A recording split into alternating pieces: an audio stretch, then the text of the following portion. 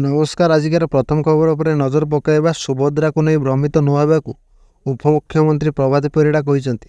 से कहते सुभद्रा को नहीं अनेक गुजब सृष्टि करा जाउछि, भ्रमित हुअन्तुनि। बैंक रु टंका न उठाले सरकार नहीं जिबा नहीं गुजब करा जाउछि। वास्तव में सेभले किछि नाही। एभली मिथ्या प्रचार शुणुन्तुनि।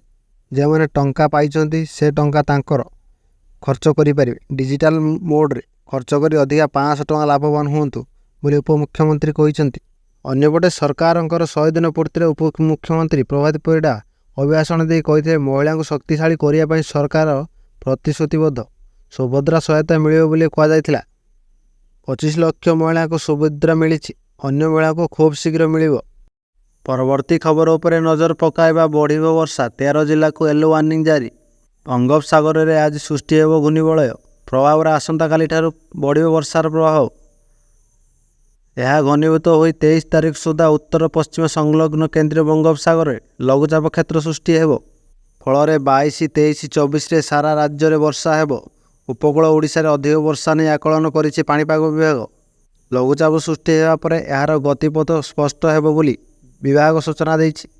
आज बिजुली घड़घड़ी सह किछि स्थान में हालुकार मध्यम वर्षा पाई 13 जिला को येलो वार्निंग जारी करा जायछि। मयूरभंज, केन्दुझर, बालेश्वर, भद्रक, केन्द्रापड़ा, जगतसिंहपुर, पुरी, खोर्धा, नयगढ़, कटक, जाजपुर, गंजाम, गजपति जिला येलो वार्निंग जारी करा जायछि। परवर्ती खबर उपरे नजर पकाइबा। अक्टोबर 1 स्कूल में दशहरा छुट्टी घोषणा। आश्विन मासरे धरावतरण करने को जाउछंती जगती जननी माँ दुर्गा। एथिपाई राज्यर समस्त स्कूल में छुट्टी घोषणा हो जाइछि। आसंता अक्टोबर मास 1 तारिख स्कूल में छुट्टी पाई घोषणा होइछि। लगातार 15 दिन यह छुट्टी उपभोग करें स्कूल छात्र छात्री। समस्त शिक्षानुष्ठान में छात्र महोत्सव पालन करने 14 दिन छुट्टी देइछंती सरकार। अक्टोबर 1 तारिख रु 14 तारिख पर्यंत स्कूल छुट्टी करने घोषणा करा जायछि। आगामी खबर उपरे नजर पकाइबा। मैजिक नंबर छुईला हीराकुदर जलस्तर। चलित वर्ष प्रथम थर कर हीराकुद जलस्तर सर्वोच्च सीमा छुईछि।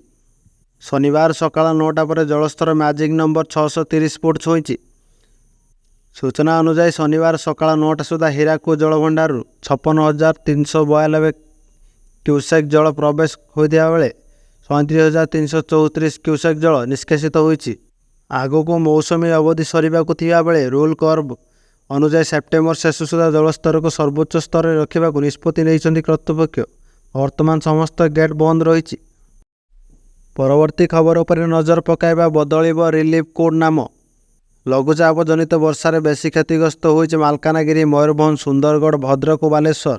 एथिरे भांगिछि केते घर, नष्ट होइछि केते फसल। रिपोर्ट प्रस्तुत पाई अंटा भिड़िछि राजस्व विभाग। 7 दिन मध्य आकलन कर क्षयक्षतिर रिपोर्ट देवाक प्रभावित जिला प्रशासन को निर्देश दिया कहते राजस्व मंत्री सुरेश पुजारी। रिपोर्ट आसवा मात्रे क्षतिग्रस्त को क्षतिपूरण दिज्व। तेज रिलीफ कोड नाम परिवर्तन हो एने राजस्व मंत्री सुरेश पुजारी सूचना देइछन्ति। सुरेश पुजारी कहवा मुताबक यह ब्रिटिश अमलर नाम होइथिबारु एबे सरकार यार नाम बदलाई विपर्यय राशि बोली कहुजिव। परवर्ती खबर पर नजर पकाइबा। जन्ममाटी रे मुख्यमंत्री बड़ घोषणा। मुख्यमंत्री मोहन चरण माझी 3 दिनिया गस्तरे आसी शनिवार द्वितीय दिन सकाळे स्थानीय केन्दुझर स्टाडियम को जाई स्थानीय युवक, क्रीड़ाविद तथा विशिष्ट लोकों सहित मॉर्निंग वॉक करने सह चापे चर्चा कार्यक्रम जोग देइथिले। स्टाडियम रे मॉर्निंग वॉक करने सह आलोचना करथिले।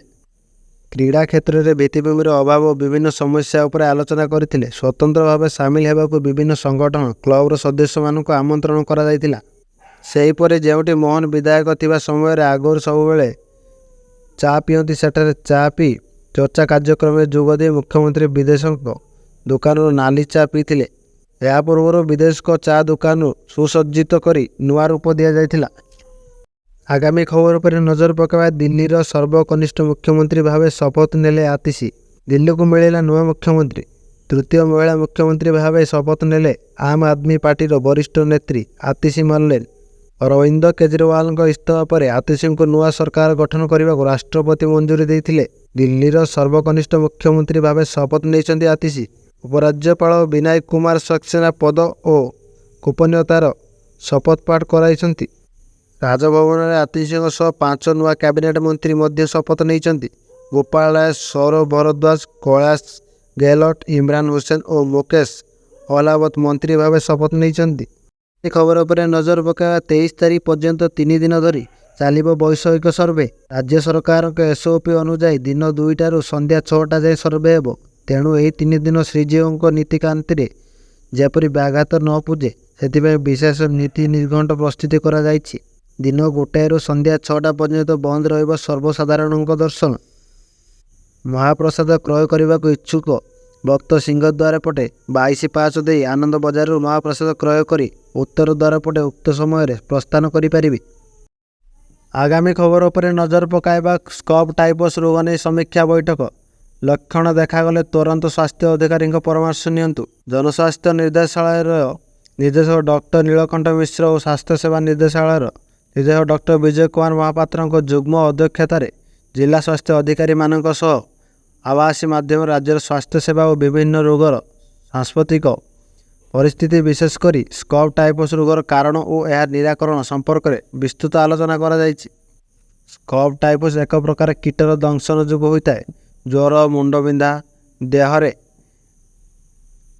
ଦେହରେ ପୀଡ଼ା, ଦେହରେ ଲାଲ ଲାଲ ହୋଇ ଫଳିଯିବା ହେଉଛି ସ୍କବ୍ ଟାଇଫସ୍ର ଲକ୍ଷଣ। ଆଗାମୀ ଖବର ଉପରେ ନଜର ପକାଇବା ତିରୁପତି ଲଡୁକୁ ନେଇ ବିବାଦ। ତିରୁପତି ମନ୍ଦିର ପ୍ରସାଦକୁ ନେଇ ଜାରି ରହିଛି ବିବାଦ। ଏଠାରେ ପ୍ରସାଦ ରୂପେ ଦିଆଯାଉଥିବା ଲଡୁରେ ପଶୁ ଚର୍ବି, ମାଛ ତେଲ ମିଶିଥିବା ଅଭିଯୋଗ ହୋଇଛି। ଏହାକୁ ନେଇ ବିବାଦ ଉପୁଜୁଛି।